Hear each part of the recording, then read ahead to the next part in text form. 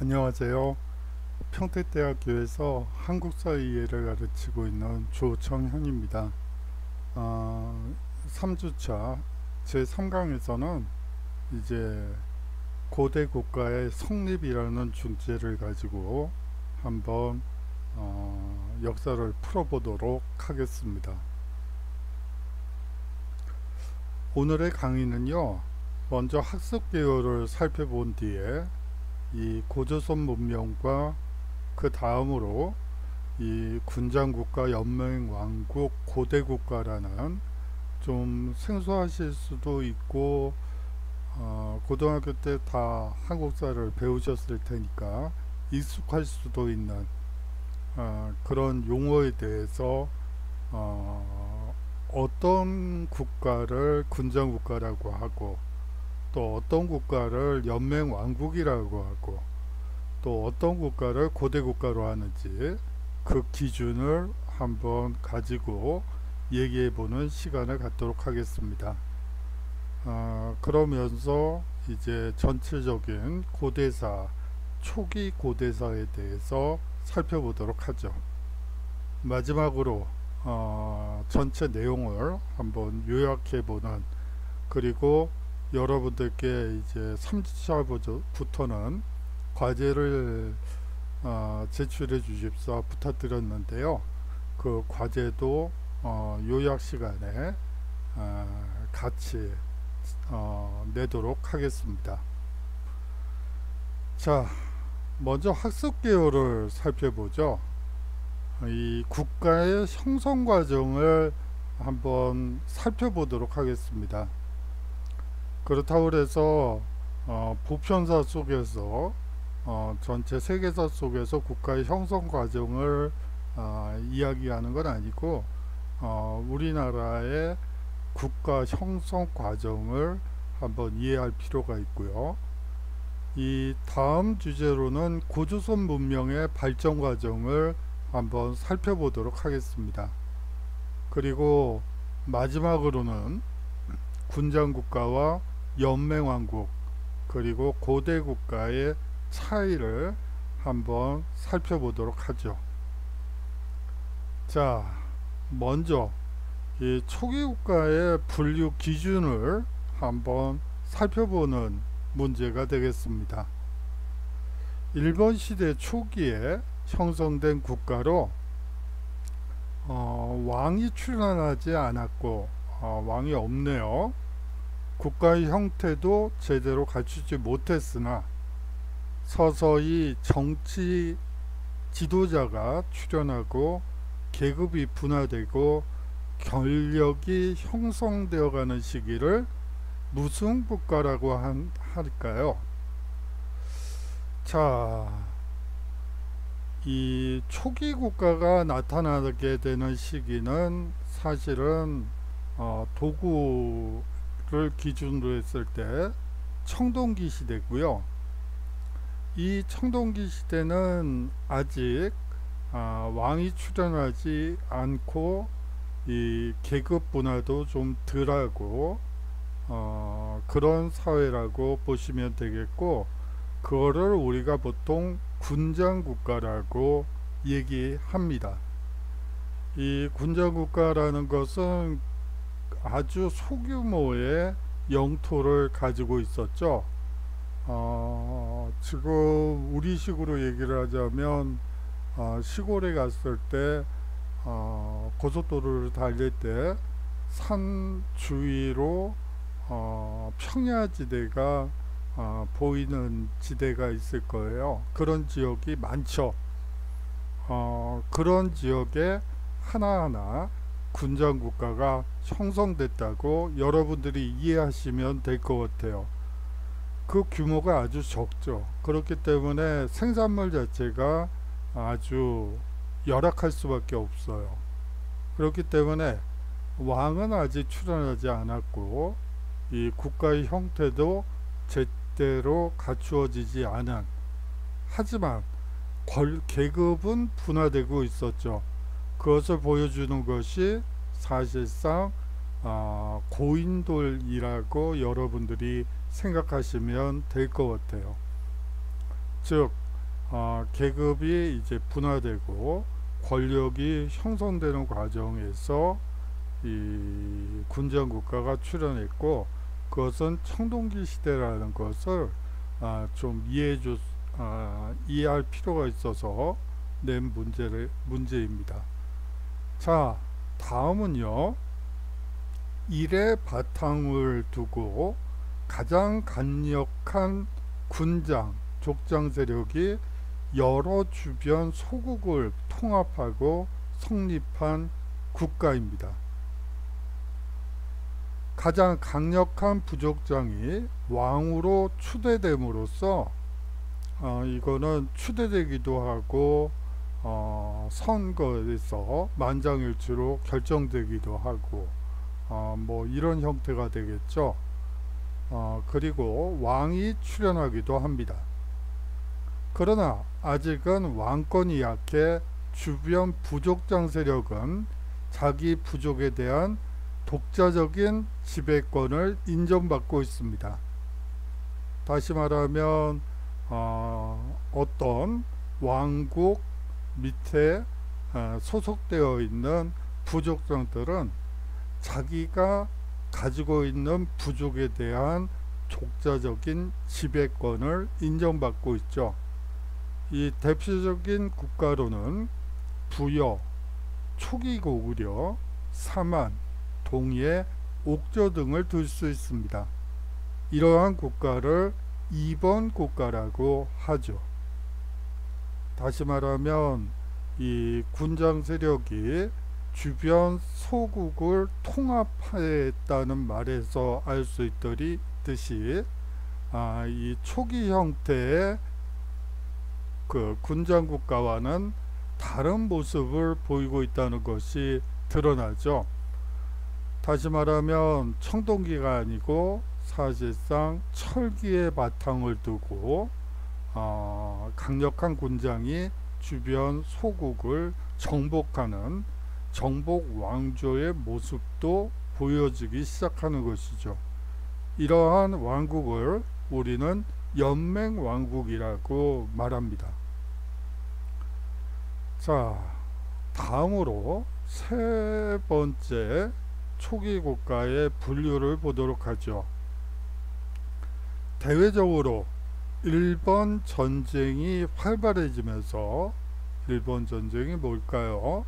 영역 국가로 발전하고 점차 왕권이 강화되고 이론적인 통치 체제를 갖추어 가게 됩니다. 왕권이 강화되고 중앙집권적인 통치 형태를 띠고 있구나. 그렇다면 뭘까요? 자, 왕권이 강화됨에 따라 지방의 부족장 세력은 중앙의 모모시자 관리가 되고, 무엇이 제정되어 국왕 중심의 통치 체제가 정비되게 되죠. 아울러 사상 통일을 위해 모모를 공인하게 됩니다. 사상 통일까지요. 이러한 국가를 5번 국가라고 합니다. 자, 하나하나 한번 풀어보죠. 이 대외적으로 정복전쟁이 활발해지면서요, 영역국가로 발전하고 점차 왕권이 강화되고 이론적인 통치체제를 갖추어 갖게 됩니다.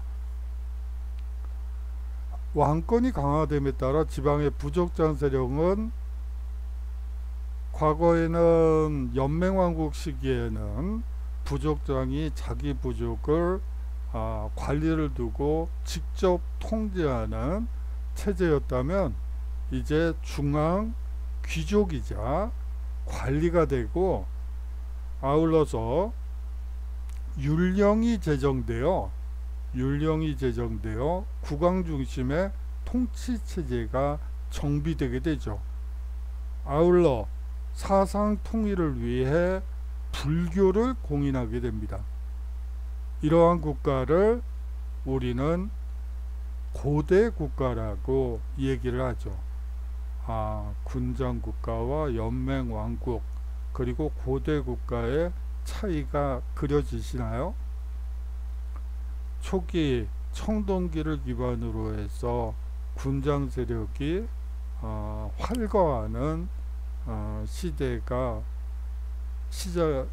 역사의 시작으로 국가의 시작 단계에서 나타났다가 이제 철기를 바탕으로 한 연맹왕국 단계로 넘어서면서 사실상 국가의 그 영역이 확대되고 그렇지만 왕권은 아직도 미약한 그런 단계였다가 이제 고대 국가로 들어서면서 율령이 제정되고 부족자들은 귀족이자 관리층으로 신분이 떨어지고 사상 통일을 위해 불교가 공인되었다는 것을 알 수가 있을 것입니다. 자, 다음에 약간 좀 또 뒤로 가는 부분이기는 한데요. 순서를 이렇게 정한 이유가 있어요. 한번 보도록 하죠. 사회적으로는 생산경제가 신석기 시대에 비해 월등히 발달하였으며 신석기 시대에도 사실상 생산경제이긴 한데 이 생산경제가 분업과 도구의 발전으로 인해서 이제 발전하게 되죠. 청동기 제작과 관련된 전문 장인이 출연하게 됩니다. 이를 통해 사회적 일이 일어나고 있었음을 알 수 있습니다. 뭐가 일어났을까요? 자, 장인이 나타났네요. 농사를 짓는 농사꾼들도 나타났습니다. 그리고 물고기를 잡는 어민들도 나타났겠죠. 물론 과거에도 있었지만 이러한 것은 결국 사회적 분업이 일어나고 있었음을 보여주는 것이죠. 청동기 제작 기술 역시 엄청나게 발전을 해서 이제 왕실의 제기를 바치는 전문 장인부터 일반 서민들에게 폐물로서의 청동기를 제작해주는 장인까지 장인층 내에서도 계층화가 나타나기 시작하는 때입니다. 즉 사회적 분업이 일어나고 있었다고 볼 수가 있죠. 특히 농경이 발달하여 생산력의 증가로 인해 무슨 생산물이 발생하게 되었습니다. 이게 뭐죠? 잉여 생산물입니다. 신석기 시대도 생산 경제였죠. 생산 경제였는데 이것만 가지고 먹고 살 수 있는 문제를 모두 해결할 수는 없었어요. 그렇기 때문에 신석기 시대에는 여성들이 농사나 목축을 하고 남성들이 밖으로 나가서 사냥과 어로와 수렵을 했습니다. 사냥과 수렵은 같은 말이죠. 죄송합니다. 사냥과 수렵을 했습니다. 만약 신석기 시대에 뭐 이런 문제들이 나오는 경우들이 있어요. 불평등한 사회가 생산력이 증가해서 불평등한 사회가 됐다. 계급이 발생했다. 이런 문제들은 틀린 거죠. 왜냐하면 어디까지나 여기에 나와 있는 잉여 생산물이 발생할 때만이 사실상 계급이 나타나기 때문이에요.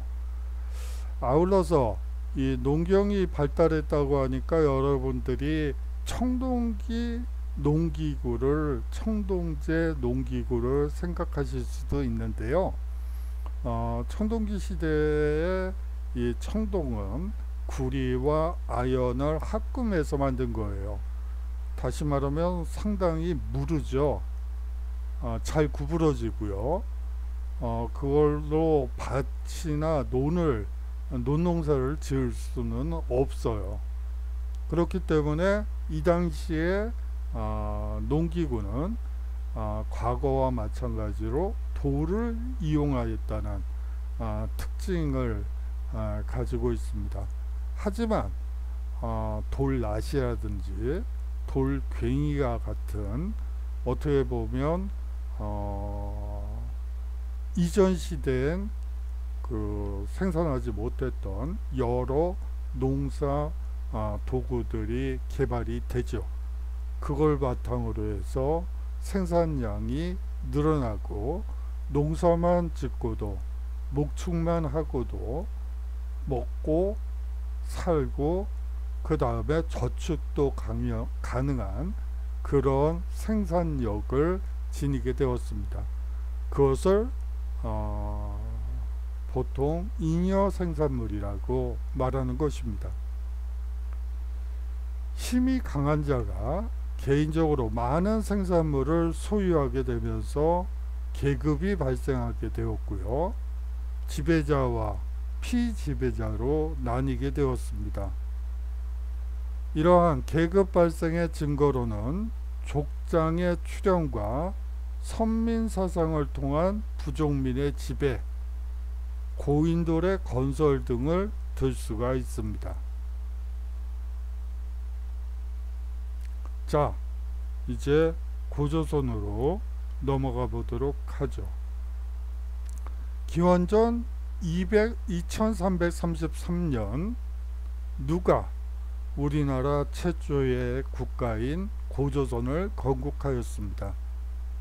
누구일까요? 여러분들도 잘 아시는 단군 왕검이 우리나라 최초의 국가인 고조선을 건국하였습니다. 고조선은요, 어떤 지방을 중심으로 성장했어요? 어느 지방일까요?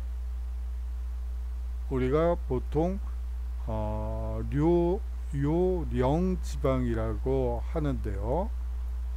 요하를 중심으로 한 지역에서 발달한 국가입니다. 성장하였으며 한반도의 대동강 유역까지 발전하며 세력 범위를 넓혔어요. 고조선의 세력 범위는요, 비파형 동검과 북방식 고인돌의 출토 지역과 일치합니다. 그런 특징을 가지고 있고, 이 비파형 동검과 북방식 고인돌이 출토되는 지역은 대부분 고조선의 영역이었다고 보셔도 무방하죠. 물론 남방식 고인돌도 우리나라에 존재하는 것도 사실이지만 고조선의 대표 유물은 북방식 고인돌이라고 보시면 되겠습니다. 청동기 문화를 배경으로 한 고조선 건국의 역사적 사실을 최초로 입증한 것은 뭐죠? 어느 사서 때문에 이 역사적 사실을 최초로 입증한 것이라고 볼 수가 있는 역사책이 있죠. 그래요. 이련선사가 쓴 삼국유서라고 볼 수가 있습니다. 고조선은 기원전 3세기경 부왕 준왕 때 모과 상대부 장관 등 관직을 설치하고 요소 지방을 경계로 연과 대립할 정도로 강성했습니다. 부왕 준왕 때에는 사실상 왕이 세습, 미 세습과 상대부 장관 등 간직을 설치하는 등 중앙집권적인 면모를 과시하기 시작했죠. 사실상 왕위 세습 그리고 관직 설치는 고대 국가의 대표적인 특징 중에 하나예요. 왕이 관직을 설치하는 거요. 그런데 이미 고조선 때인 기원전 3세기경 부왕 준왕 때 사실상 왕위 세습과 상대부 장관 등 관직을 설치했다는 것으로 봐서는 고조선이 고대 국가 단계로까지 발전하였다는 것을 보여주는 것이죠. 자, 6번 단군 신화에 대한 얘기입니다. 밑줄을 친 부분이 있어요. 이것이 의미하는 바를 여러분들이 한번 생각해 보라고 밑줄을 그어 봤습니다. 한번 읽어 볼까요? 옛날 환인의 아들 환웅이 천부인 세계와 삼천의 무리를 이끌고 태백산 신단수 밑에 내려왔는데 이곳을 신시라 하였다. 자, 환인의 아들 환웅이 천부인 세계와 삼천의 무리를 이끌고 태백산 신단수 밑에 내려와 나라를 세웠으니 그 나라의 이름이 신시라는 것이죠. 다시 말하면 하늘의 하느님의 아들인 환웅이 사람들을 이끌고 천상에서 내려와서 나라를 세웠다는 얘기가 됩니다. 이 얘기는 사실상 선민 사상이 나타나 있는 대표적인 문구입니다. 하늘의 자손임을 내세워 자기 부족의 우월성을 과시하여 지배 계급의 통치 행위를 정당화하려 하였고 하늘에서 내려왔다는 것을 강조한 내용이라고 볼 수가 있죠. 그는 풍백, 우사, 운사로 하여금 풍백, 우사, 운사가 의미하는 바는 무엇일까요? 사실상 바람과 비와 구름이죠. 이것은 현대에서도 농사를 지을 때 바람의 방향이라든지 비가 제때 내려야 된다든지 바람이 제때 불어줘야지만 농사가 잘 지어지죠. 마찬가지로 이 단군 시대에 이 고조선은 농업 사회였다는 것을 농경을 당시 사회가 농경을 중시하였음을 알 수 있는 대목입니다. 이 풍백, 우사, 운사로 하여금 인간의 360여 가지 일을 주관하게 하였는데 그 중에서 곡식, 생명, 질병, 형벌, 선악 등 5가지 일이 가장 중요한 것이었다. 인간의 360여 가지 일을 주관했다는 말 속에는 사실상 이 풍백 이 주관했다는 말 자체가 사실상 사유재산의 성립과 특히 무엇보다도 계급 분화를 통하여 지배층이 나타났다는 것을 보여주는 대목이기도 합니다.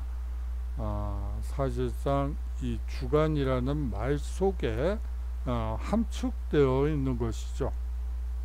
이로써 인간 세상을 교화시키고 인간을 널리 이롭게 하였다 라는 대목이 보입니다. 사실상 홍익인간이라는 말이 인간을 널리 이롭게 한다는 뜻이죠. 이 지배층의 통치 이념이 홍익인간, 인간 세상을 교화시키고 인간을 널리 이롭게 하는 것이었음을 보여주는 것입니다. 이때 곰과 호랑이가 사람이 되기를 원하므로 환웅은 쑥과 마늘을 주고 이것을 먹으면서 100일간 햇빛을 보지 않는다면 사람이 될 것이라 하였습니다. 곰은 금기를 지켜 21일 만에 여자로 태어났고 환웅과 혼인하여 아들을 낳았다. 이가 곧 단군 왕검이었다 라는 말이었죠. 자, 사실상 웅녀와 환웅의 결혼은 호랑이를 숭배하는 부족은 배제하고 곰을 숭배하는 부족과 연합이 이루어졌음을 상징적으로 보여주는 것이고, 사실상 이것을 토테미즘의 형태로 이해하는 분들도 많이 있습니다. 이가 곧 단군 왕검이었다. 여기서 말하는 단군은 제사장을 얘기하고요. 왕검은 정치적 지배자인 그 군장을 뜻하는 말로, 이 단군 왕검이라는 말 속엔 고조선이 재정일치 사회였다는 것을 보여주는 대목이기도 하죠. 자, 다음은 위만조선에 대한 얘기입니다.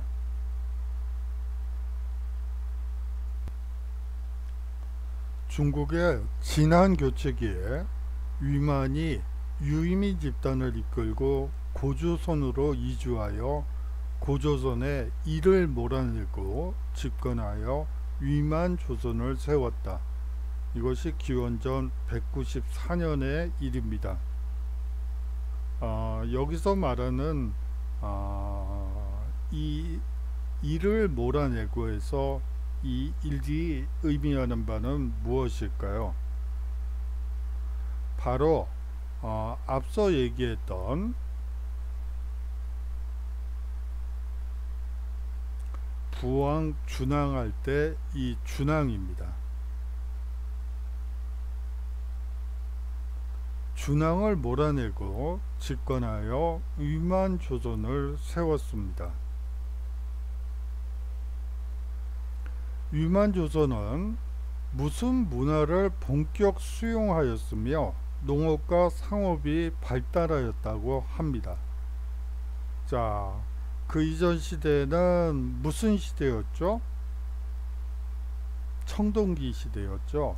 다시 말하면 고조선은 청동기 시대에서 철기 문화를 본격적으로 수용함으로써 고대 국가로 나아가는 기틀을 마련한 것으로 이해하셔도 무방합니다. 위만조선은 철기 문화를 본격 수용하였으며 농업과 상업이 발달하였죠. 또한 활발한 정복 사업을 전개하였으며 한과 예, 진 나라 사이에 무슨 무역을 통하여 부를 축적하였습니다. 무슨 무역일까요? 중개 무역을 통하여 부를 축적하게 됩니다. 제가 시간 관계상 반도 국가의 운명에 대해서 수업을 뺐어요. 사실은 그 대목을 하려고 하는데 했었는데 한국사에 의해서는 그거는 빼고 본격적으로 한국사를 들어가는 게 맞을 것 같아서 그 고대 국가의 반도 국가의 운명에 대해서는 뺐었던 거예요. 그런데 이 반도 국가들은 여러분들이 한번 대표적인 반도 국가를 한번 생각해 보시겠어요? 그러니까 세계사에서도 뭐 나름 한 번씩 이름을 들어보셨을 그리스 발칸 반도, 아테네와 스파르타, 그리고 뭐 그런 게 생각이 나시겠죠. 그리고 로마, 이탈리아 반도, 고대 로마가 생각나시죠. 그리고 아나톨리아 반도, 그거는 사실상 터키, 지금의 터키고요. 지중해로 나와 있는 반도를 그 아나톨리아 반도라고 합니다. 이 터키는요, 사실상 비잔틴은 동로마 제국이라고 하고요. 이 나라는 천년 왕국을 건설할 정도로 중개 무역을 통해서 엄청난 부를 축적할 수가 있었어요. 다시 말하면 서양과 동양 사이에 있기 때문에 그곳을 통과하지 않으면 서로 교역이 되지를 않죠. 그렇게 되면서 중개무역을 통해서 엄청난 부를 바탕으로 천년왕국이 지속될 수 있었던 거예요. 옆으로 약간 가서 동쪽 실크로드의 끝은 어디죠? 예, 장안이라고요. 뭐 장안이라고 볼 수도 있고요. 하지만 그 선을 더 연장시키다 보면 신라라는 국가가 등장하게 됩니다. 신라 역시 중개 무역을 통해 사실상 거의 천년에 가까운 역사를 지속할 수 있었죠. 신라가 어떻게 천년의 역사를 유지할 수 있었을까요? 바로 중국과 일본을 연결하는 중개 무역을 통해서 나름 엄청난 부를 축적했기 때문이죠. 고려라는 나라도 있습니다. 뭐 남의 나라 얘기하듯이 얘기를 하니까 좀 그러네요. 고려가 있죠. 고려 역시 원나라 때를 한번 생각해 보시죠. 유라시아 대륙 전체를 놓고 봤을 때 한국들 빼고 4개의 한국이 있었죠. 그 한국들 빼고 원나라와 그리고 또 한 나라만이 존재를 해요. 한 나라가 더 있구나. 2나라가 존재해요. 바로 고려와 베트남이에요. 다시 말하면 거기엔 그만한 이유가 있었겠죠. 나라가 존속된 것은 그만한 이유가 있는 거예요. 다시 말하면 중개 무역을 통해서 사실상 국력을 발전시켰고 그것을 토대로 해서 고려는 원나라의 침입을 막을 수 있었던 것이죠. 뭐 그렇게 이해하시면 될 것 같습니다. 제가 좀 옆으로 샜네요. 그리고요, 중개무역이 나와서 말씀을 드리는 거고요. 사실상 반도국가인 우리나라는 중개무역을 무역을 통해서 먹고 사는 방법 이외에는 뭐 저희가 무슨 농사를 지을 만큼 엄청난 평야지대가 있는 것도 아니고요. 전국도가 평야도 아니고 그렇다고 해서 목축업이 발달할 만큼 초지가 발달한 국가도 아니에요. 그렇다면 결국은 무역을 통해서 발전할 수밖에 없지 않을까 하는 생각에서 한번 얘기해 봤습니다. 이렇게 부를 축적하고 있었죠. 한나라와 진 사이에 그 중개무역을 통해서 엄청난 부를 축적하였습니다. 그 후 한무제 침입으로 기원전 108년에 멸망하게 되죠. 그 후 고조선을 무너뜨린 한나라는 고조선에 한사군을 설치하였고요. 이후 한사군은 어떤 나라의 공격으로 소멸하게 됩니다.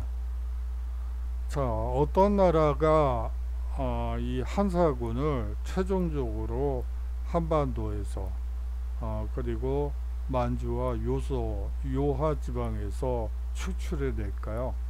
그것은 바로 고구려입니다. 자, 다음 문항으로 넘어가도록 하죠. 이 8조법의 고조선 사회를 이해할 수 있는 8조법에 대한 문제가 되겠습니다. 이 8조법은 고조선의 법으로 현재는 8조목 중에 3조목만 남아 전하고 있습니다. 그 내용은 다음과 같죠. 사람을 죽인 자는 죽시 죽인다.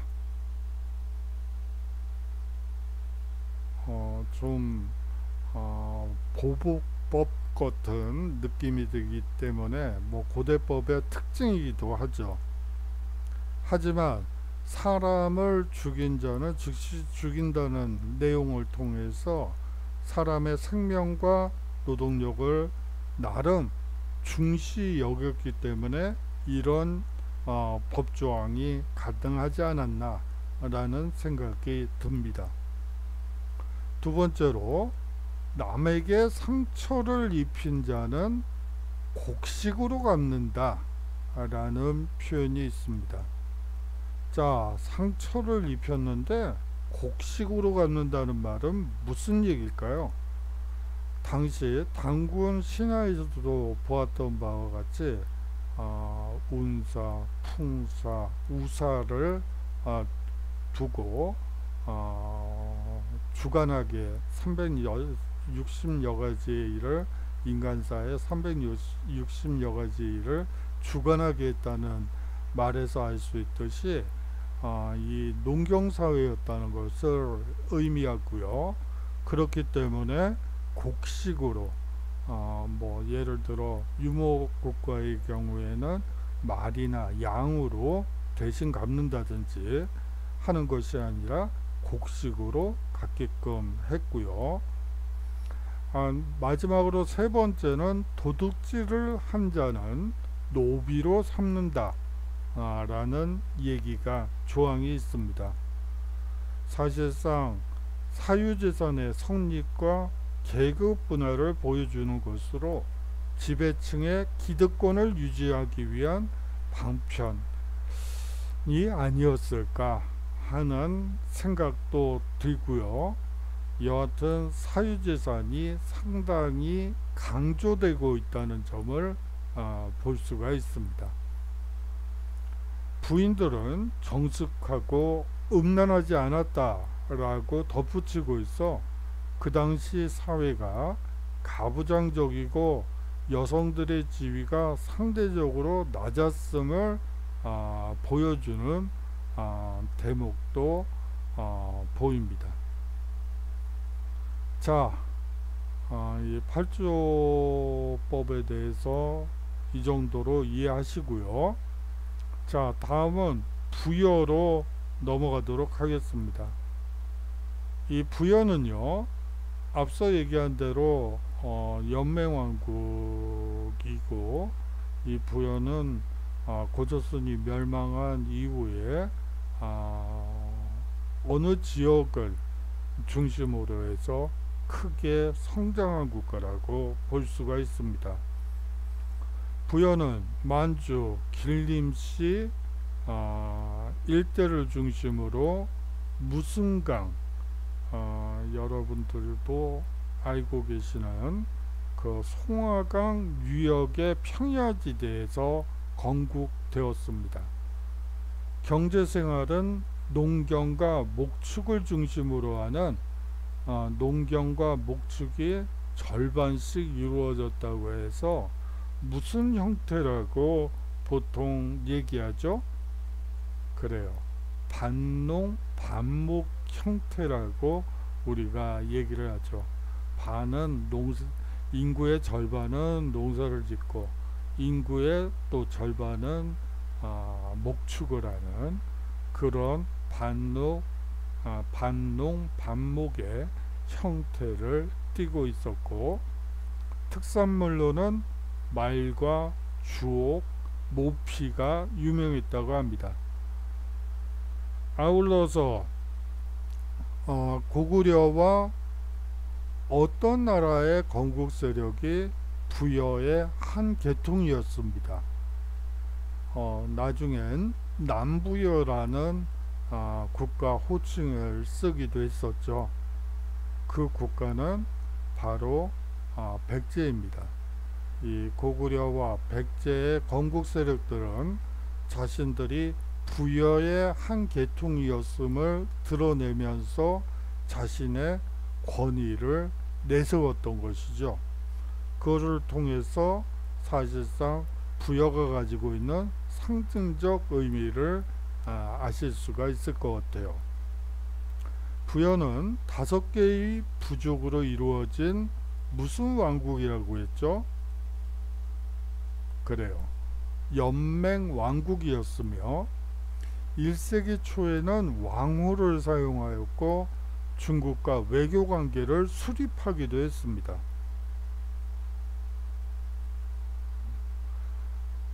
그러나 3세기 말 선비족의 침략으로 쇠퇴하였고 이후 어느 나라에 편입되었죠? 어디에 편입되었죠? 예, 고구려에 편입되었습니다. 자, 부여를 좀 더 자세히 살펴보도록 하죠. 중앙의 통치 구조는 부족의 대표적 성격을 갖는 일과 그 아래로 마가, 우가, 저가, 구가라 불리는 군장들로 구성이 되어 있었습니다. 부족의 대표성을 가지고 있는 왕과 왕이죠. 이 마가, 우가, 저가, 구가를 포함한 모든 가의 대표성을 가지고 있는 왕과 그 아래로 마가, 우가, 저가, 구가라 불리는 군장들로 구성되어 있었습니다. 이 군장들은요, 대사자, 사자라는 관리를 두어 무엇을 보좌하는 역할을 하게 했죠. 그래요. 여기 마가, 우가, 저가, 구가가 있죠. 다시 말하면 더 구체적으로 얘기하자면 부족, 장을 보좌하는 역할을 하게 했습니다. 그렇기 때문에 가와 부족장이라고 해도 뭐 틀린 말은 아니다 라고 말씀드리고 싶네요. 지방은요, 가가 저마다 따로 행정구역인 모를 다스렸고, 이게 뭐죠? 그래요. 사출도를 다스렸습니다. 사출도는 마가, 우가, 저가, 구가가 다스리는 각각의 지역이죠. 그 지역을 가가 다스렸고, 왕이 직접 통치하는 중앙과 합쳐 5부를 이루었습니다. 가는 누구를 추대하였으며 흉년의 책임을 왕에게 물어 심할 경우 죽이기도 하였죠. 자, 누구를 추대했죠? 가는 왕을 추대했습니다. 그리고 왕을 죽이기도 했죠. 어떻게 비가 계속 내리지? 어떻게 비가 한 방울도 안 내리지? 어떻게 태풍이 이렇게 많이 엄청난 피해가 발생했잖아. 이런 경우에 왕에게 책임을 물어 심할 경우 죽이기도 하였습니다.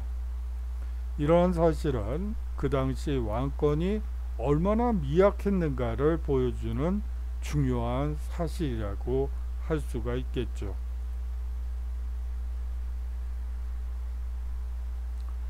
풍속으로는요, 모모가 있었는데요, 왕이 죽으면 많은 사람들을 껴묵거리와 함께 묻는 것으로 지배 세력의 권한이 막강했음을 보여주는 것입니다.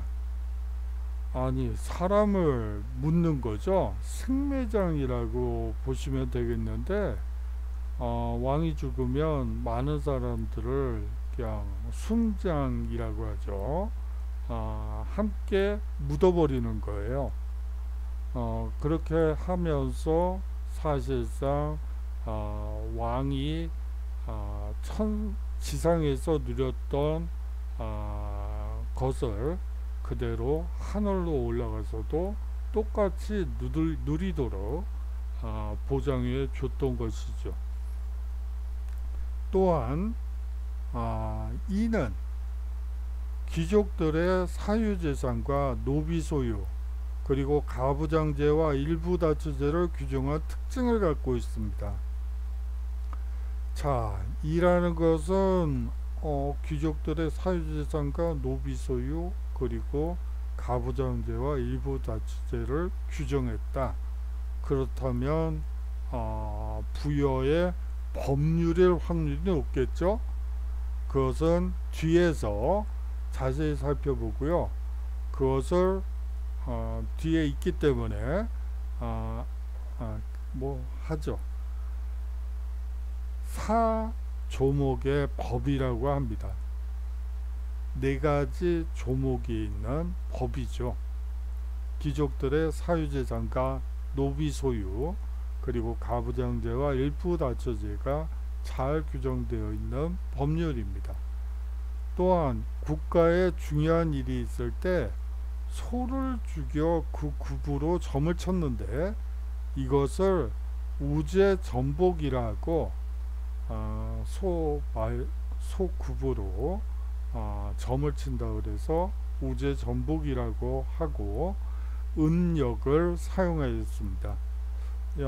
은나라 그 동양사에서는 상나라라고 얘기를 하는데요. 저희가 중고등학교, 대학교 때는 은나라라고 배웠어요. 왜냐하면 은어유죠. 상나라가 후기에 도읍으로 정했던 은어에서 은어가 중요하기 때문에 저희는 은나라라고 배웠는데 요새는 상나라로 배운다고 들었던 것 같아요.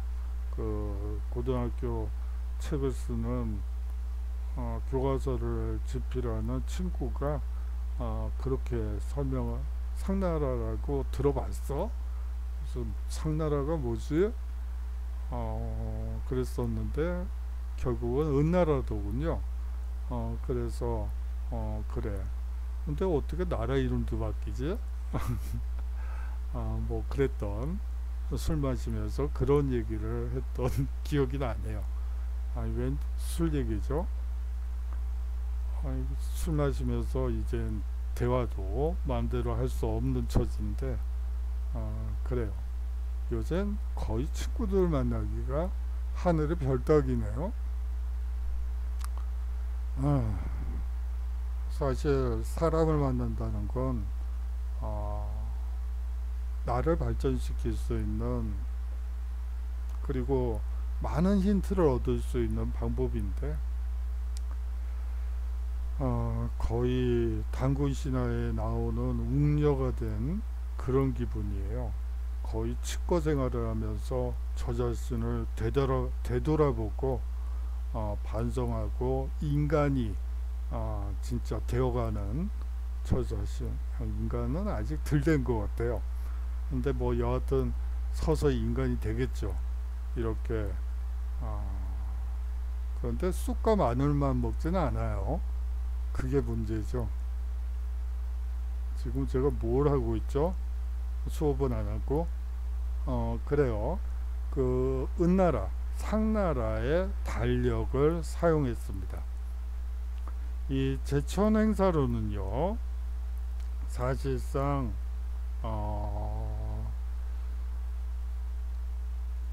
12월 달에 행사가 열리네요. 이 어떻게 보면 제천 행사 중에 12월 달에 열리는 건 딱 이거밖에 없어요. 나머지는 다 10월 달에 열리죠. 12월 달에 열리는 제천 행사는 영고라는 제천 행사예요. 부여의 제천 행사죠. 이 영고는요 수렵사회의 전통을 나타내며 제천의식을 버리고 음주 가물을 즐겼다고 합니다. 이러한 행사는 지배계급과 피지배계급 사이의 갈등을 해소하며 사실상 사회 통합의 기능을 수행했다고 볼 수가 있죠. 제천 행사를 하는 이유가 뭘까요? 사실상 사회적 갈등을 해소하고 사회 통합 기능을 수행하기 위해서 모두가 술을 마시고 노래를 하며 춤추며 하루를 보내는 것이죠. 하루인지 한 3, 4일 되는 걸로 되어 있는데 3, 4일 정도 이러한 제천의식을 거행하는 이유는 사실상 갈등을 해소하고 사회 통합을 하기 위한 하나의 수단이었다 라고 여러분들이 이해하시면 될 것 같습니다. 자, 다음으로 부여를 더 한번 살펴보죠. 아까 사조목의 사조목법에 대해서 말씀드린 바가 있어요. 한번 그 내용을 한번 보죠. 이 사조목법은요, 지배계급의 강력한 사회질서 유지를 통한 국가 통제의 목적이 있었습니다. 상당히 보복적인 성격을 갖고요, 사유재산을 중시 여겼음을 알 수 있는데요. 그 내용은 삼국지 위서 동의전에 다음과 같이 전해지고 있습니다. 살인자는 사형에 처하고 그 가족은 노비로 삼는다. 연좌제군요. 그 가족까지도 함께 처벌을 하는 그런 형태, 연좌제의 형태를 띠고 있습니다. 살인에 대한 노동력을 중히 여겼다는 것도 여기에서 추가할 수 있는 내용이죠. 자, 무엇인가를 훔친 자는 12배의 배상을 물린다. 이거를 이 개설서, 한국사 개설서의 일책 12법이라고 얘기하는 책들도 있어요. 이거는 한번 잘못한 것에 대해서 12배의 배상을 물린다는 의미에서 일책 12법이라고 얘기를 하는데요. 이 일책 12법은 사실상 사유재산 제도가 상당히 발전되어 있다는 것을 알 수가 있습니다. 세 번째 조목은요, 간음한 자는 사형에 처한다고 되어 있습니다. 그런데 아쉬운 거는 이 간음이라는 것이 남녀가 다 하죠. 불륜이라고 볼 수가 있는데 대부분 여자만 이제 간음하는 자는 사형에 처했던 것으로 보여요. 왜냐하면 사조목을 보시면 부인이 질투하면 사형에 처하되 그 시체는 산 위에 버리며 그 시체를 가져가려면 소와 말을 바쳐야 한다 라는 규정 때문입니다. 자, 앞서서 8조법에서는 곡식으로 갚아야지 된다고 얘기를 했는데 여기에서는 소와 말을 바쳐야 한다 라는 말 속에 여러분들이 이 부여상에는 목축이 더 강조되고 있다는 점을 느끼실 수가 있을 것 같아요. 그래요. 이 대목을 보면서 이제 비분 강개하실 분들도 있겠죠. 부인이 질투하면 사형에 처하되 그 시체는 산 위에 버리며 그 시체를 가져가려면 소 말을 바쳐야 한다. 그런데 말이죠, 그 나폴레옹법이라는 게 있어요. 이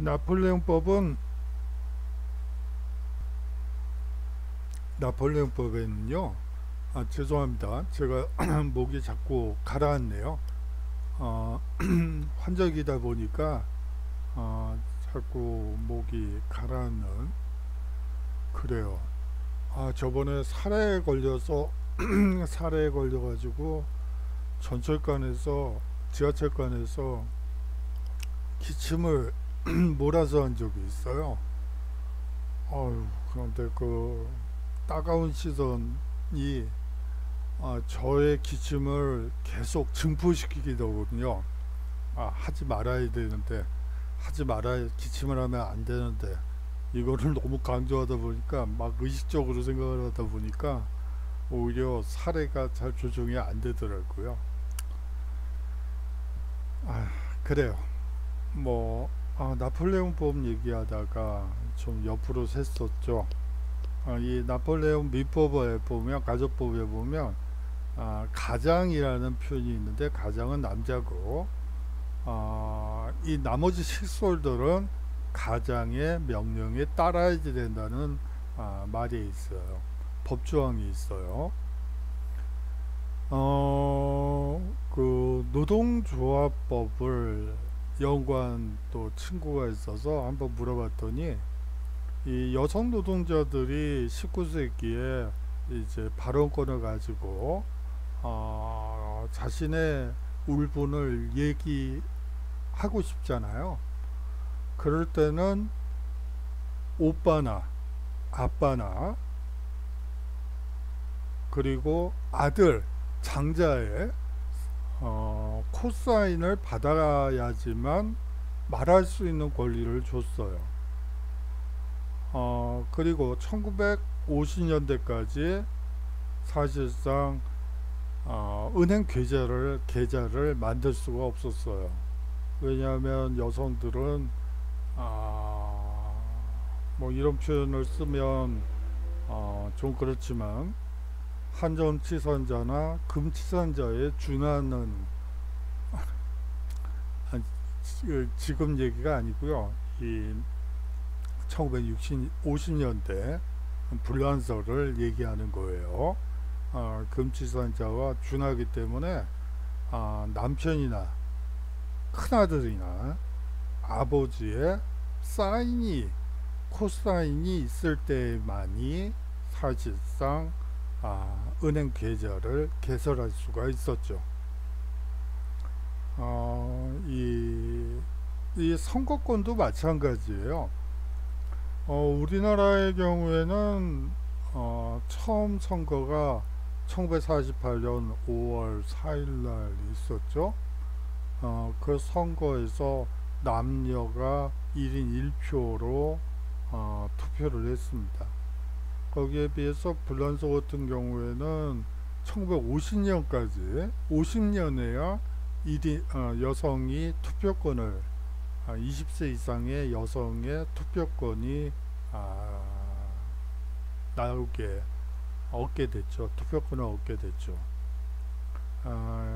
이 가부장적인 문화는 동서양을 막론하고 한 1960년대까지는 지속된다는 점도 상당히 좀 가슴이 아픈 얘기죠. 자, 그러면 좀 옆으로 샜죠. 죄송합니다. 자, 다음은 고구려 얘기로 넘어가도록 하겠습니다. 자, 고구려는요, 압록강 지류인 동가강 유역의 어느 지방이죠? 우리가 보통 졸본 지방이라고 하죠. 이 졸본 지방에서 부여 계열의 주몽이 건국하였습니다. 때는 기원전 37년에 건국하게 되죠. 고구려는 산악지대에 위치하여 사실상 농사를 지을 수 없었기 때문에 무슨 경제에 의존할 수밖에 없었어요. 무슨 경제일까요? 그래요. 약탈 경제에 의존할 수밖에 없었습니다. 다시 말하면 농사를 지을 수 있는 땅이 극히 적었기 때문에 주변에 농사 짓는 지역을 약탈해서 먹고 사는 그런, 어떻게 보면 열악한 상태의, 그리고 좀 침략적인 성격을 가지고 있는 국가였다고 볼 수가 있죠. 이 부경이라는 창고를 두어서요, 약탈물을 보관해 두었다는 기록도 있습니다. 이 부경은 창고인데 이제 약탈을 하고 나면 약탈물들이 있겠죠. 그것을 보관하는 창고를 부경이라고 부릅니다. 이것을 아주 소중히 지키려고 했죠. 고구려는 건국 초기부터 무슨 전쟁을 벌여 평야지대로 진출했으며, 무슨 전쟁일까요? 사실상 정복전쟁이라고 보시면 될 것 같아요. 이후 국내성으로 천도하게 됩니다.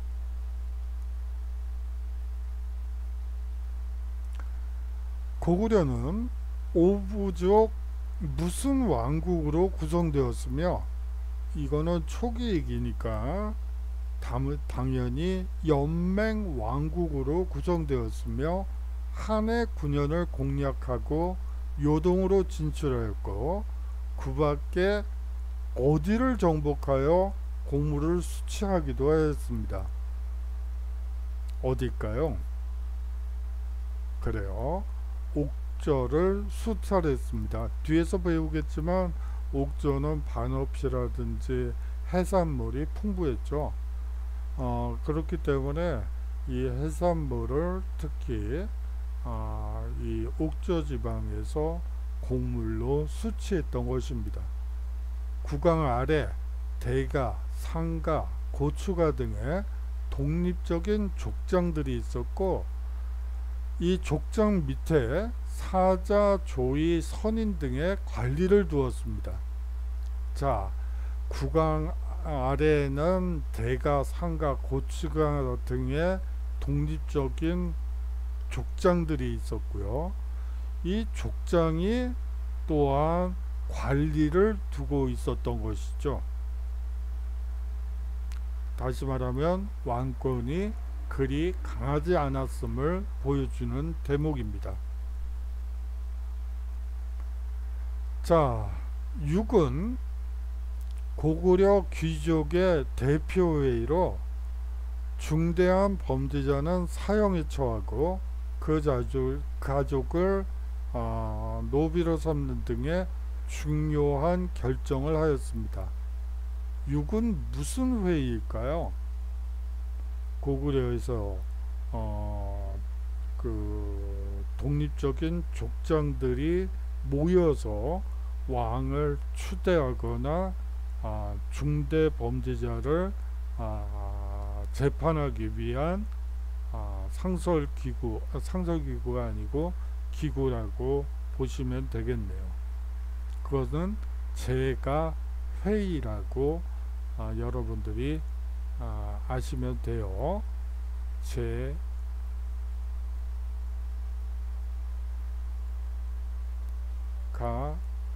회의. 자, 다음 문제로 넘어가도록 하겠습니다. 고구려의 풍속으로는 뭐가 있었는데요. 혼인을 정한 뒤 신부 집의 뒷곁에 조그만 집을 짓고 그곳에서 자식을 낳고 장성하면 아내를 데리고 신랑 집으로 돌아가는 제도로 일종의 대릴사위제라고 보시면 되겠습니다.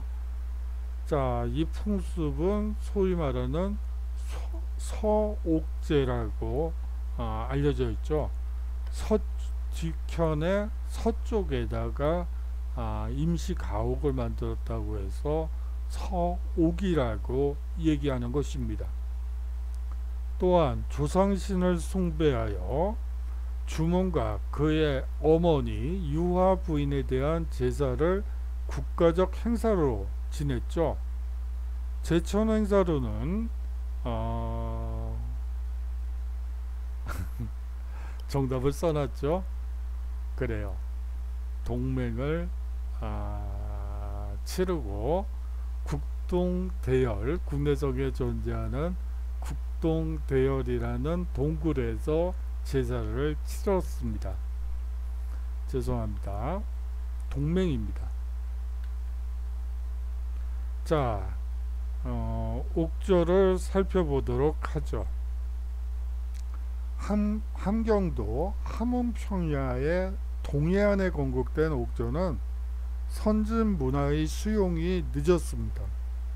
또한 옥조는 누구의 압력으로 크게 성장하지 못하고, 누구의 압력이었죠?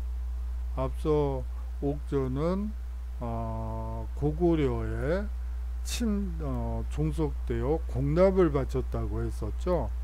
다시 말하면 옥조는 고구려의 압력으로 크게 성장하지 못하고 이후엔 고구려에 복속되게 됩니다. 옥조는 군장 국가로서 모모라 불리는 군장이 다수였으며 부여족의 한 갈래로 보입니다. 자, 2번이 무엇일까요? 옥조에서 군장을 뭐라고 불렀는지 물어보는 문제인데요. 결국은 읍군과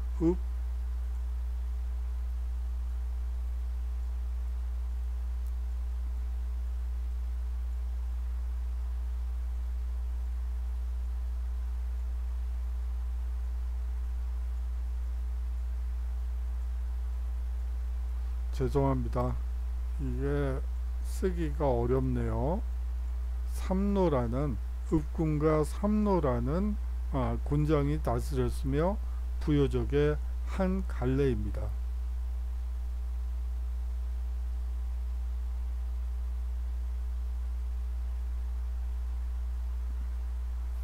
경제생활로는요, 이 어물, 소금 등 해산물이 풍부했어요.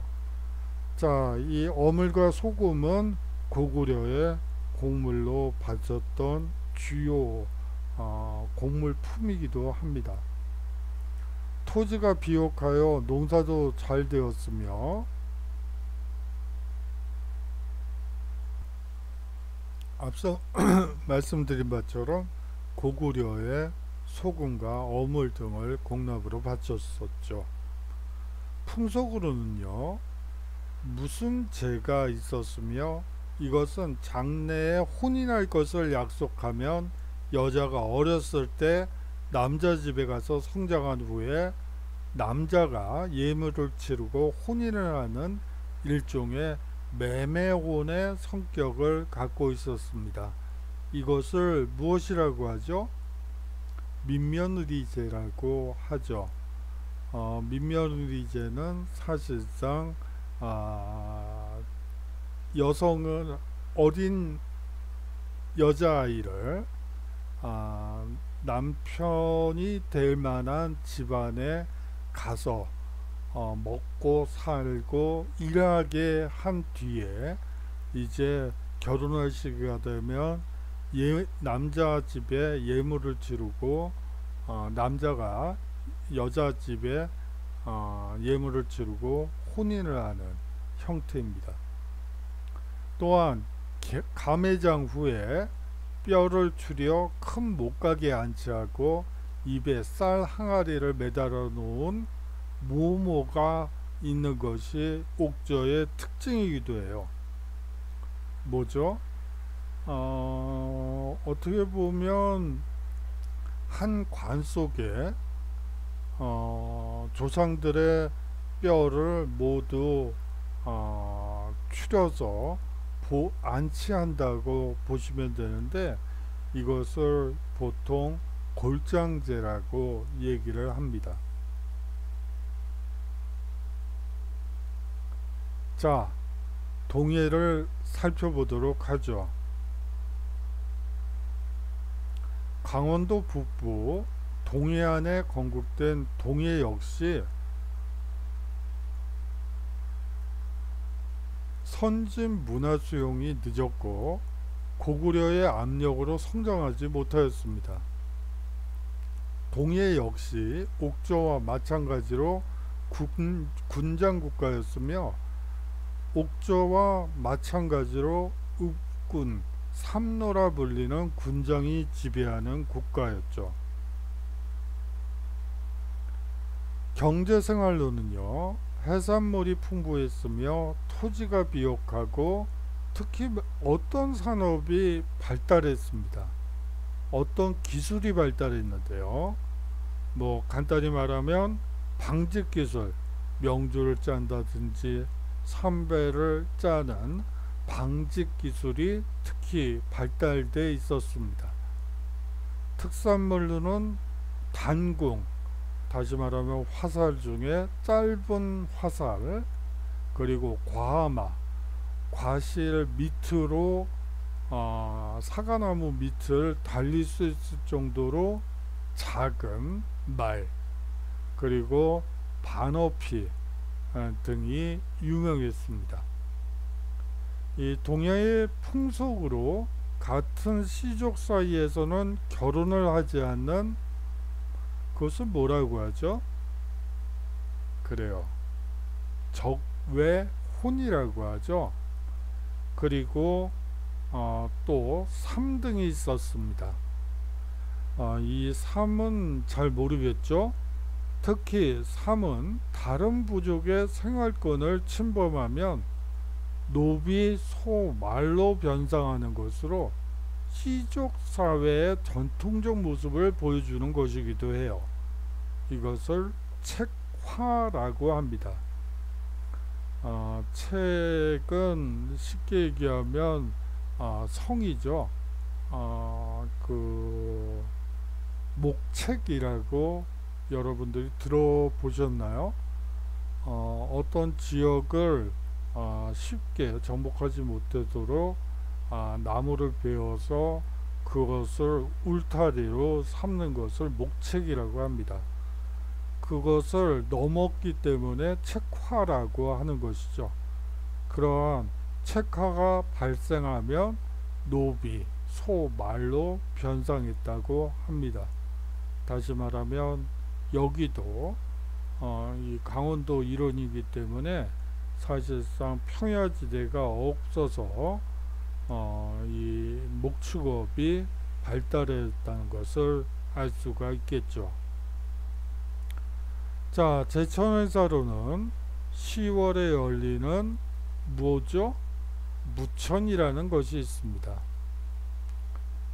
자, 앞서 말씀드렸던 바와 마찬가지로 12월 달에 하는 행사는, 제천 행사는 딱 하나밖에 없어요.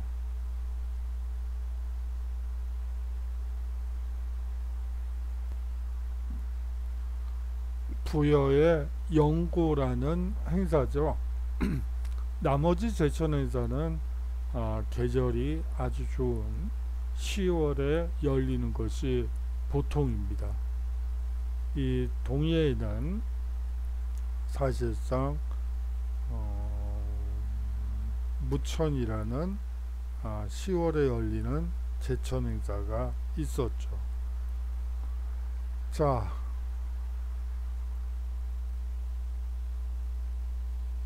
자, 고대 국가의 성립 배경을 한번 살펴보도록 하죠.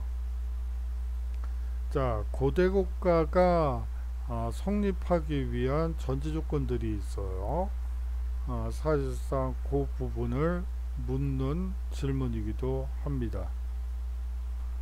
자, 일의 수용으로 농업의 발달, 생산력의 증대와 지배층의 부를 축적할 수 있는 기반을 형성하게 되었습니다.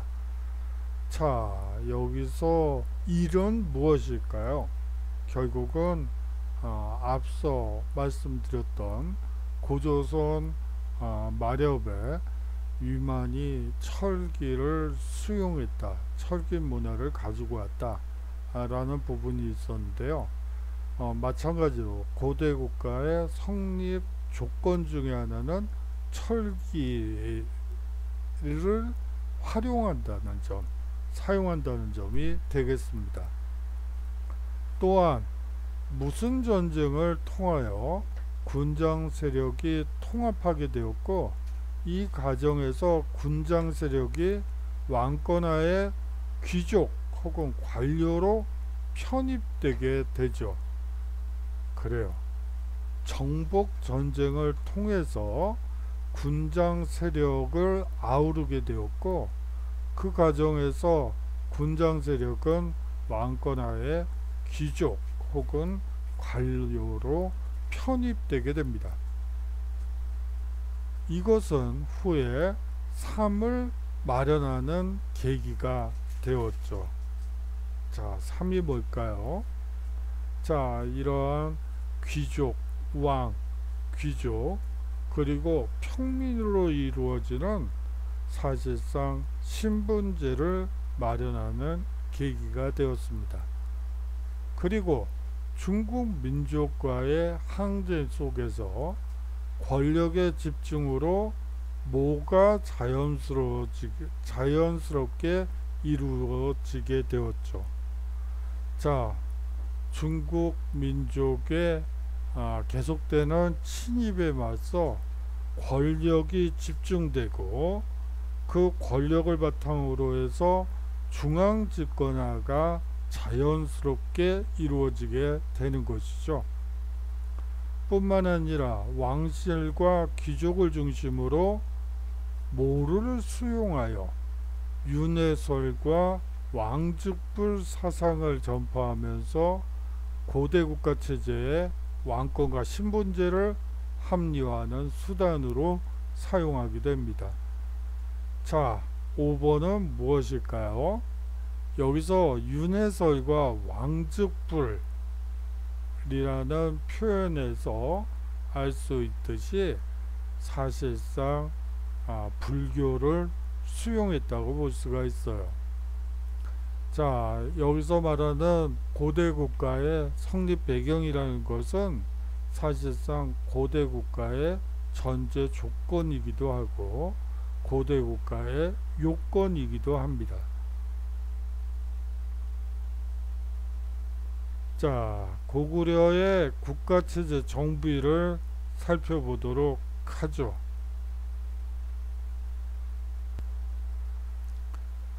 졸본성에서 어느 성으로 앞서도 보았다시피 여기서는 국내성으로 천도하면서 체제 정비를 시도하였고, 삼국 중 제일 먼저 국가체제를 정비하였습니다. 태조왕 1년 때 태조왕 때 활발한 정복 활동을 통하여 옥주를 정복하였고, 무슨 부의 인, 어떤 부인 고시의 왕위 독점 세습을 확립하였습니다. 그 전에는 제가 회의를 통해서 가장 강한 부를 왕으로 삼았죠. 그러던 것이 이 시기 태조왕 때는 그 제가 회의를 통해서가 아니고 고시의 왕위 독점 세습을 확립하게 됩니다. 고시는 어느 부 소속이죠? 그래요, 계로부 소속입니다. 뿐만 아니라 주변 군장 세력을 부족적 성격의 오부 체제로 발전시켰습니다. 이어 고궁 천황 때는 부족적 전통의 오부를 무슨 성격의 오부로 개편했죠? 어떤 성격이죠? 행정적 성격의 오부로 개편하고, 형제 상속의 왕위 계승을 무슨 상속으로 바꾸었습니다. 자, 그 이전에는 형제 상속의 왕위 계승을 부자 상속으로 바꾸게 되었죠. 또한 족장의 중앙 귀족화로 왕권 강화와 중앙 집권화에 큰 진전을 이루었으며, 점차 간접적인 통치에서 벗어나서 모를 파견하기도 하였죠. 지방간을 파견하기도 하였습니다. 고국천황 때요. 3세기 초반 동천황 때는요, 오와 외교관계를 수립한 후 위를 견제하려는 정책을 구사하였으며, 오나라는 중국의 남쪽에 위치한 나라죠. 위는 사실상 고구려와 거의 붙어 있다고, 연나라가 있긴 하지만 여하튼 거의 가깝고, 위를 견제하기 위해서 오와 외교관계를 수립하는 모습도 보입니다. 아울러서 압록강 입구에 서안평을 공격하여 중국과 낙랑의 통로를 차단하려 하였습니다. 그래요. 자, 백제의 국가체제 정비를 한번 보시도록 하죠. 무슨 계통의 우수한 철기 문화를 보유한 유의민가? 자, 고구려 계통이죠. 부여를 강조하죠. 후반부에는. 그런데 그 서소노라고 혹시 들어보셨나요? 그래요. 이 서소노는 주몽이의 부인이에요. 근데 이분이 상당히 걸출한 영웅이죠. 사실상 고구려와 백제를 건국한 건국 주체예요. 주몽도 사실상 서소노의 도움이 없었다면 고구려를 건국하기가 어려웠었고요.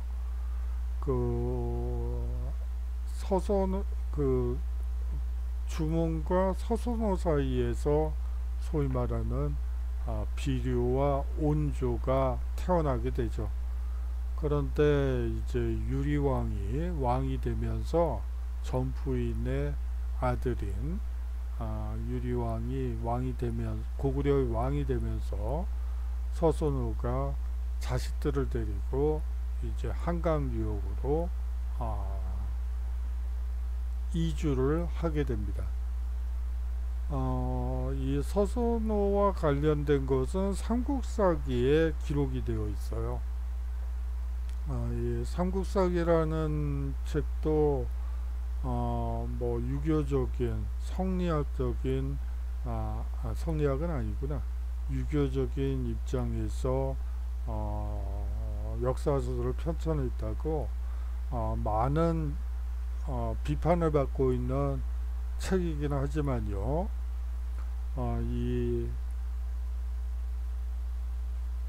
그 주석에 특히 재밌는 표현들이 많아요. 뭐 예를 들어서 그런 서소노의 이야기라든지 신라 왕의 칭호가 바뀌는 문제 등 어떻게 보면 삼국사기만 가지고 있는, 삼국유사에도 존재하지 않는 아주 중요한 기록들이 많이 있죠. 물론 그것을 앞부분에다 정사에다 넣지 않고 이제 이런 주장도 있다라는 주에다가 달았다는 점에서 비판을 받는 경우도 있는데, 뭐 여하튼 그 기록으로 남겨준 것만 해도 고맙죠. 뭐 사실 그렇게 봐야 되지 않을까 하는 생각이 듭니다. 뭐 삼국사기, 삼국유사와 관련해서는 고려 시기에 좀 더 자세히 살펴보도록 하죠. 자, 유의민과 한강 유역의 토착 세력이 결합하여 나라를 건국하게 됩니다. 그것이 기원전 18년의 일이고요. 도읍을 하남 어디에 정착하게 되죠? 위례성에 정착하게 됩니다. 그 아까 얘기했던 서선호라는 그 국모라고 볼 수가 있는데, 그 국모가 이제 자식들을 데리고 이주를 하는데, 이게 둘로 갈리게 돼요. 큰아들인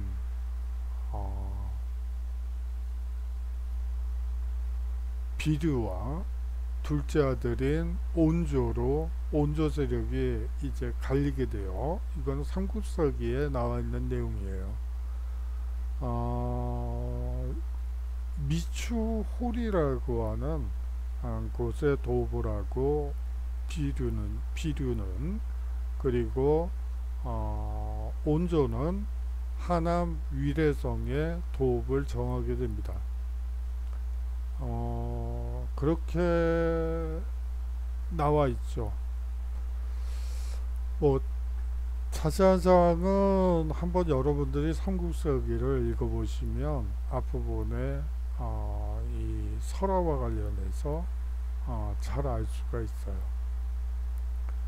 이후 고위왕 때 한강 유역을 장악하고요, 중국의 선진 문물을 수용했으며 정치 체제를 정비하게 됩니다. 뿐만 아니라 관등제와 간복제를 정비하고 모를 반포하여 중앙집권국가의 토대를 마련하게 되죠. 뭘까요? 율령입니다. 이 율령은요, 법가와 유가가 융합된 형태라고 보시면 될 것 같아요. 법률집이라고 보셔도 되고요. 우리식으로 얘기를 하자면 법률집은 아니고 헌법이겠구나. 그래요. 헌법, 그래요. 뭐 행정법, 뭐 이렇게 이해하시면 되고요. 율과 령이 있습니다. 율은 사실상 국가의 통치 체제를 정하는 것이고, 령은 사실상 체벌, 죄를 지을 때 어떤 체벌을 줄 것인지를 규정한 형사법 체계라고 보시면 돼요.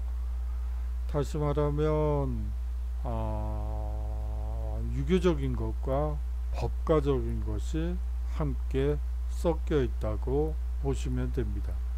헌법의 사실상 앞부분에 해당되는 것은 유가적인 특징을 가지고 있고, 령, 즉 벌을 지었을 때 어떤 형벌을 내리느냐는 법가적인 성격을 동시에 가지고 있어서 이 율령을 반포하여 이 중앙집권 국가의 토대를 마련하게 되죠.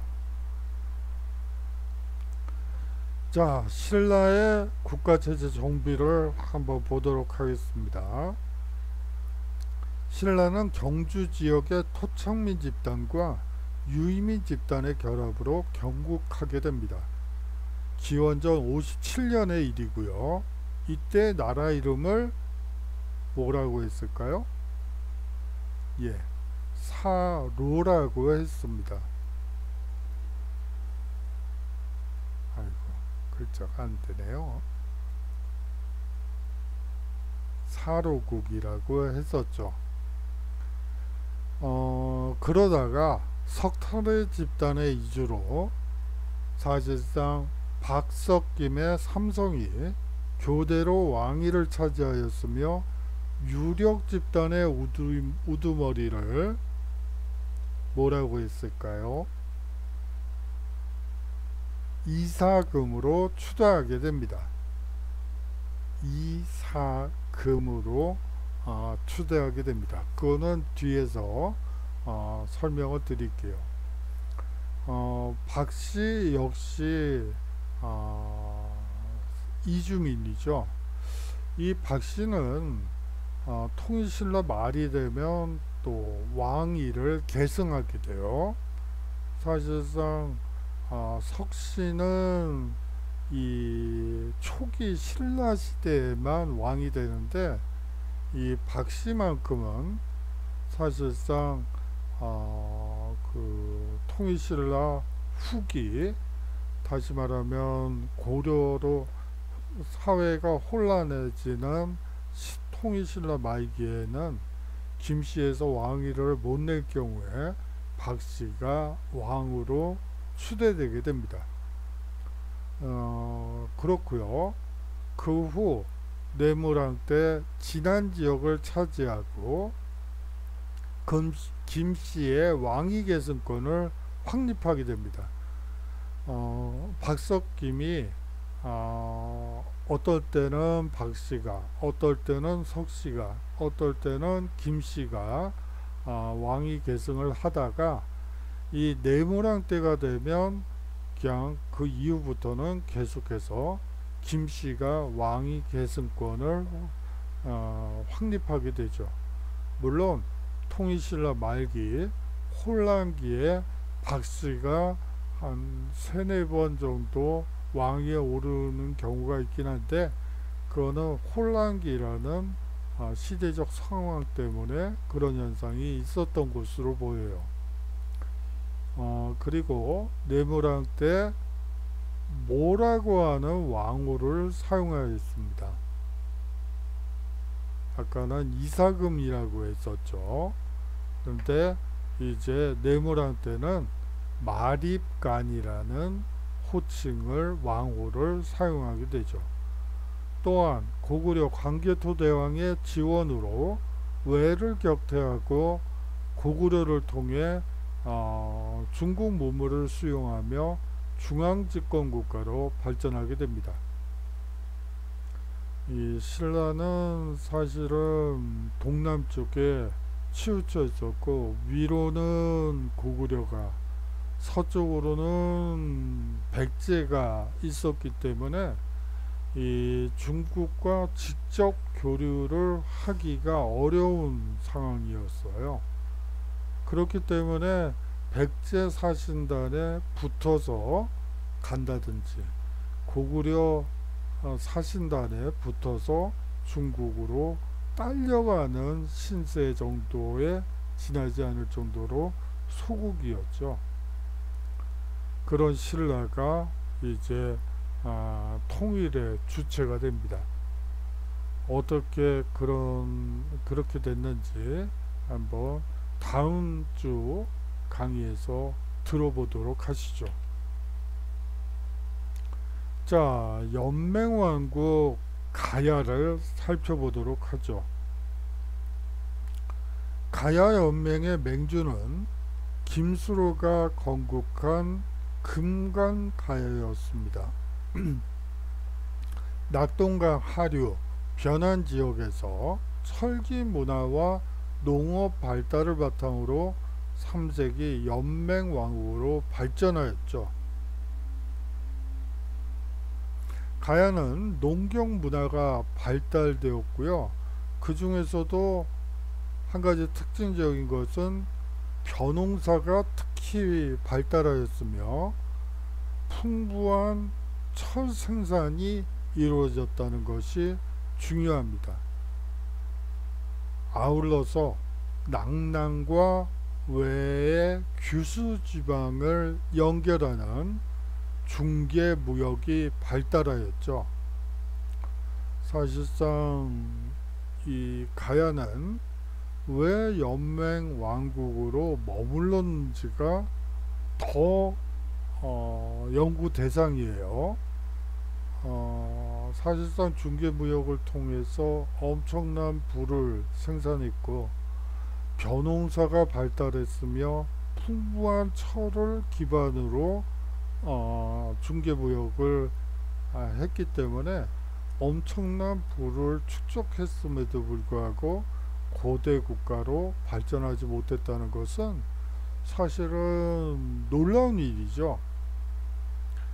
자, 4세기 초 백제와 신라의 팽창으로 약화되었으며 4세기 말에서 5세기 초 신라를 후원하는 고구려군의 공격으로 중심 세력이 해체되면서 낙동강 서쪽 연안으로 축소되었습니다.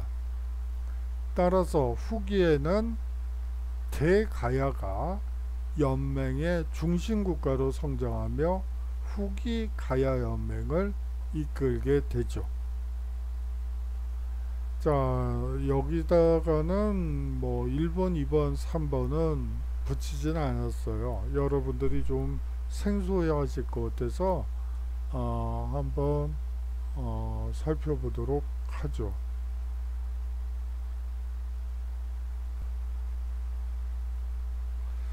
신라에서는 왕의 칭호가 여러 번 바뀌었어요. 제일 먼저 사용된 왕의 칭호가 바로 거서관입니다. 신령한 대인이라는 뜻이죠. 그 다음으로 사용된 것이 차차웅이라는 왕호예요. 이 제정일치 시대에 군장의 성격을 띠는 무당의 의미입니다. 앞서 이사금이라는 말도 나왔는데요. 이 이사금은 연장자라는 뜻입니다. 어떻게 보면 경험이 풍부하고 또 많은 것을 아는 그런 연장자로서 이사금이라는 왕호를 사용했던 것이죠.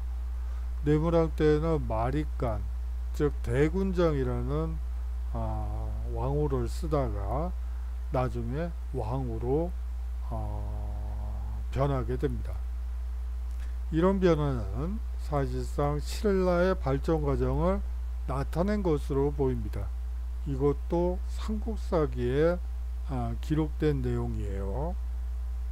정치적 군장과 제사장의 기능이 분리되면서 사실상 거서관과 차차웅으로 그 칭호가 나누어지게 되었고, 박석김의 삼부족이 연맹하여 그 연맹장을 삼부족에서 교대로 선출하게 될 때에 연맹장이란 의미에서 이사금을 칭하였습니다. 이후 김씨가 왕위 세습권을 독점하게 되면서 그 왕권의 강화를 표시하기 위해 대군장이라는 의미의 마립간으로 바뀌게 되었죠. 그 뒤 왕위의 부자 상속제를 확립하고 이어 육부를 개편하여 중앙집권화를 추진하면서 마립간 대신 왕이란 칭호를 사용하게 되었습니다. 자, 요번 주 과제를 말씀드리겠다고 했는데요. 요번 주 과제는 이 정리하자면 에 나와 있는 1, 2, 3번, 즉 고조선 문명의 발전 과정과 사회 모습을 사회 발전 단계, 이거는 좀 어렵겠네요. 사회 모습을 여러분들이 얘기할 수 있으면 될 것 같아요. 셋 중에 하나를 선택하셔서 gmail로 new 숫자 0 history history로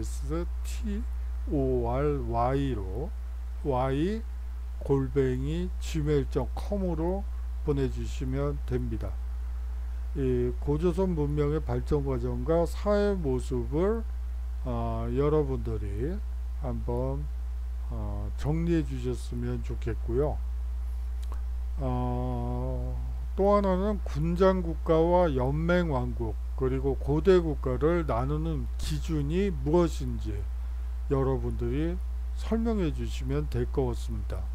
두 번째 문제고요. 세 번째 문제는 삼국이 고대국가로 발전하는 과정을 설명할 수 있으면 좋겠어요.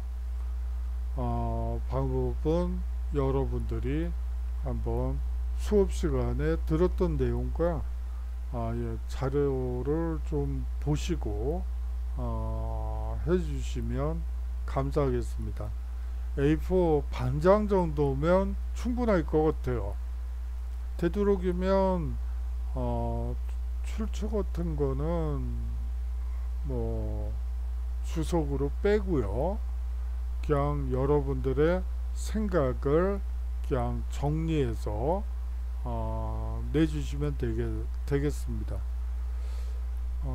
다음 주부터는 한번 음성 파일로 받을까도 고민 중이에요. 그런데 어떻게 할까 지금 고민 중이에요. 그런데 일단 지메일 문서 파일로 해서 지메일로 일단 보내주셨으면 하네요. 자, 거듭 말씀드리지만 1번, 2번, 3번 중에 하나를 선택하셔서 여러분들 생각을 정리해서 제출해 주시면 감사하겠습니다. 자, 다음 주에는 삼국의 항쟁에 대해서 살펴보는 시간을 갖도록 하죠. 자, 수고 많으셨고요. 다음 주에 인사드리도록 하는데 한 가지만 더 말씀드릴게요. 참, 다음 주에는 과제는 없는데 중간 리포트를 제가 말씀드리도록 하겠습니다. 지금 연구 중이에요. 며칠간 지금 연구 중인데 여하튼 아직까지는 결론이 안 나서 다음 주에 그 다음 주 4주차에 중간 리포트에 대해서도 말씀드리도록 하겠습니다. 장시간 수업 들어주셔서 감사하고요. 다음 주에 건강한 모습으로 만났으면 좋겠네요. 자, 수고 많으셨습니다. 안녕히 계십시오. 다음 주에 인사드릴게요.